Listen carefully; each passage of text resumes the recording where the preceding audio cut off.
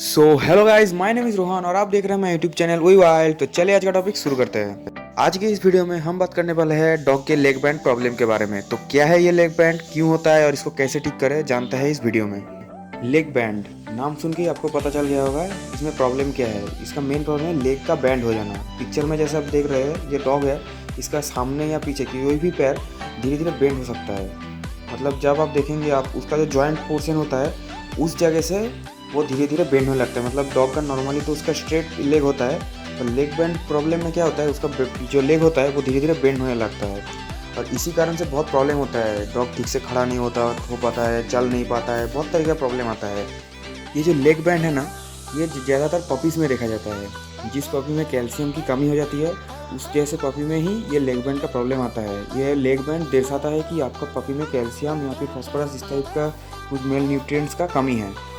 इसी कारण से बचपन से लेकर 8 से 9 महीने तक जो पपीज़ होता है उनको अच्छी तरीके से हेल्दी खाना और उनको अच्छी तरीके से कोई कैल्शियम और विटामिन का सप्लीमेंट देना चाहिए, जिससे कि उनका ग्रोथ अच्छा हो और उनमें फ्यूचर में जाए किसी तरह का प्रॉब्लम ना आए। जो ये लेग बैंड होता है, ये ओनली फॉर इस कैल्शियम के डिफिशियंसी के कारण ही नहीं होता। दो और भी कारण है जिसके कारण ये जो लेग बैंड है होता है।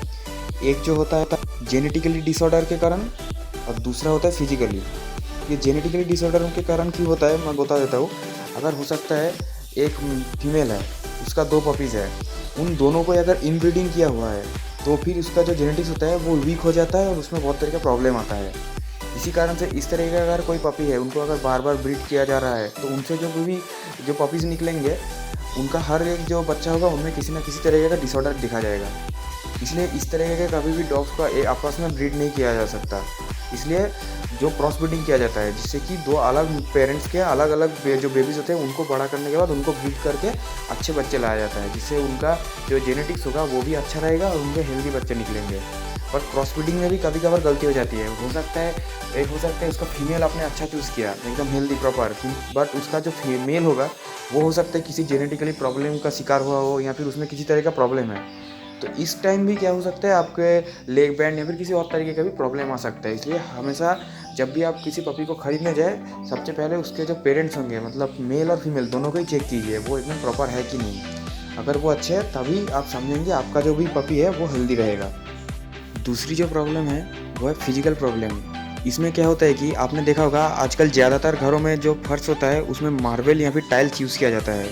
ये जो मार्बल और टाइल्स होता है ये बहुत ही चिकना होता है। इस चिकनी फर्श पे अगर आप अपने डॉग या मतलब जो पपी है आपने अगर उसको रखा, तो आपने देखा होगा वो बार बार स्लिप कर जाता है। वो अपने पैरों को एक जगह टिका नहीं पाता। वो जब भी खड़ा होने की कोशिश करता है या फिर भाग के कभी रुकने का कोशिश करता है, वो स्लिप कर जाता है। उसका पैर दो दिशा में चला जाता है। ऐसे ही करते करते उसके पैर में जब प्रेशर आने लगता है, धीरे धीरे उसमें जो लेग होता है उसमें बेंड आना शुरू हो जाता है।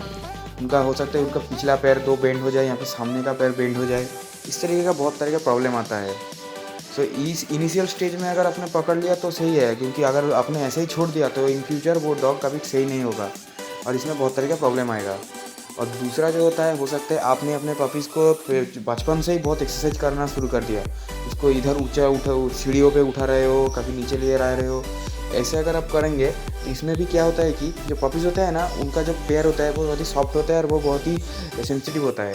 आप अगर उसी छोटे छोटे पपीज़ को अगर बार बार ऊपर ले जाएंगे, नीचे ले आएंगे, इससे क्या होता है, जब वो ऊपर जाते हैं उनके पिछले पैर में बहुत प्रेशर पड़ता है, और जब वो नीचे आते हैं उनके फ्रंट पैर में जो लेग्स होते हैं उनमें बहुत प्रेशर आता है।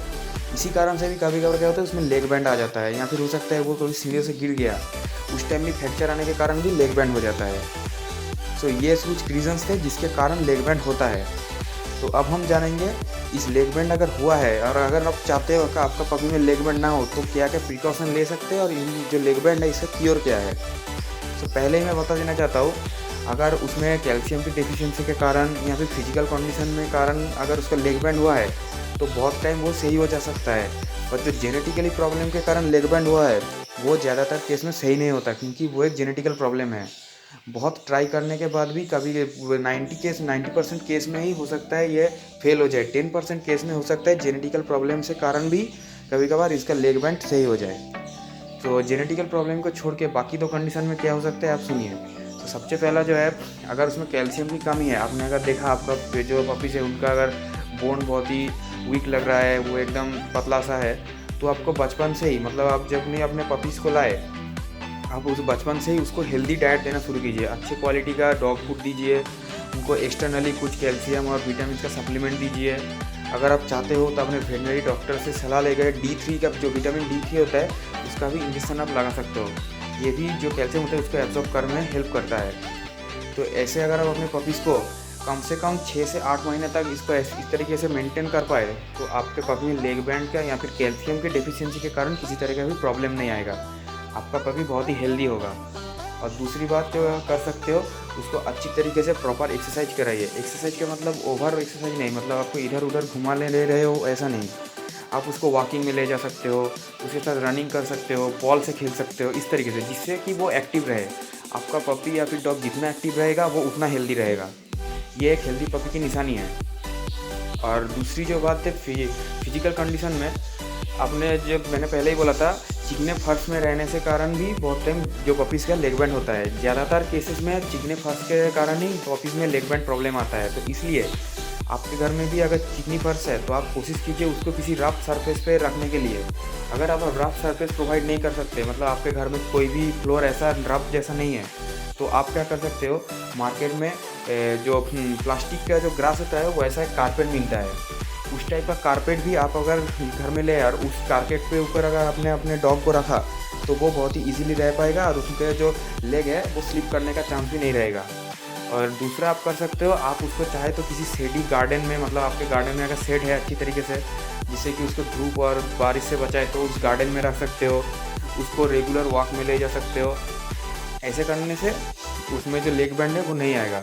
पर हाँ, अगर आपके पपी में लेग बैंड हो गया है तो इस टाइम क्या कर सकते हो, जो मार्केट में एक सॉक्स जैसा एक चीज़ मिलता है, उसको क्या कर सकते हो, उसको अपने जो पपीज़ के जिस पैर में लेग बैंड हुआ है उस पैर में पहना के रखिए। धीरे धीरे वो ठीक हो सकता है। और दूसरी बात, आप अपने वेटनरी डॉक्टर से भी कंसल्ट कर लीजिए, क्योंकि इन सब प्रॉब्लम में वेटनरी डॉक्टर ज़्यादा अच्छी सलाह दे सकते हैं। तो अगर आप अपने पपी को हेल्दी रखना चाहते हो तो बचपन से ही उसको प्रॉपर डाइट दीजिए, कैल्शियम और विटामिन के सप्लीमेंट्स दीजिए और रेगुलर एक्सरसाइज रखिए।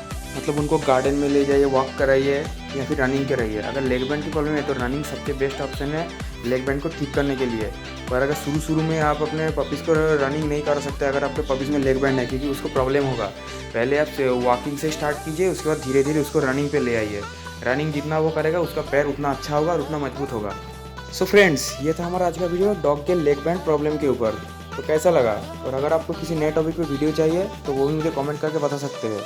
तो मिलते हैं एक नए दिन नए वीडियो के साथ। Thanks for watching.